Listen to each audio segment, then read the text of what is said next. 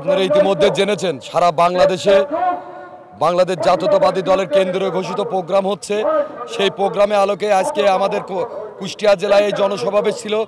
আজকে কুষ্টিয়া জেলার অভিভাবক জনাব কুতুবুদ্দিন আহমেদ এবং আহ্বায়ক জনাব কুতুবুদ্দিন আহমেদ, সদস্য সচিব প্রকৌশলী জাকির হোসেন সরকার এবং আমাদের খুকসা কুমারখালীর গণমানুষের নেতা আলহাজ নুরুল ইসলাম আনসার প্রমুখের নেতৃত্বে আমরা কুমারখালী খুকসা থেকে এখানে উপস্থিত হয়েছি।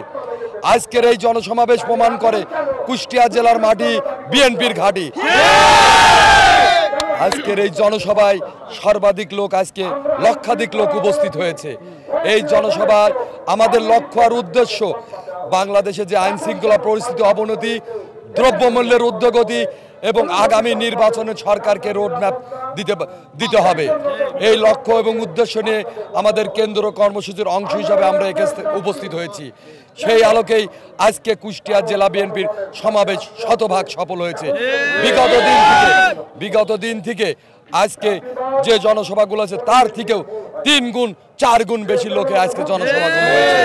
সেজন্য আমি আমার দলের পক্ষ থেকে, আমাদের যুব দলের পক্ষ থেকে, সর্বস্তরের নেতাকর্মীর পক্ষ থেকে, আমাদের প্রিয় নেতা খুকসা কুমারখালীর গণমানুষের নেতা আলহাজ নুরুল ইসলাম আনসার প্রামাণিক পক্ষ থেকে সকলকে ধন্যবাদ ও মোবারকবাদ জানাই।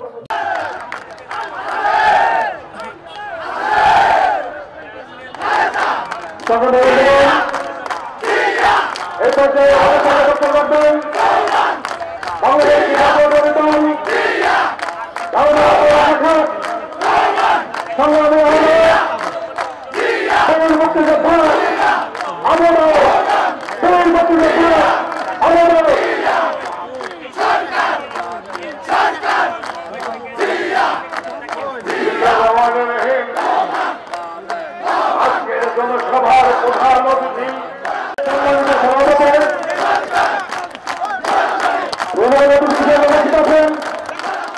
সাবেক সংসদ সদস্য বিএনপি শ্রমিকের কার্যকাল থেকে পেশ করেন এবং একটি দাবি এই দলের অনেকদিন দায়িত্বে ছিলাম, 11 বছর 12 বছর সরকার আসবে, অবশ্যই বিচার করবে। অনেকদিন পরে আওয়ামী ফাঁসিবাদরা সিন্ডিকেট আমাদের উপজেলা বিএনপির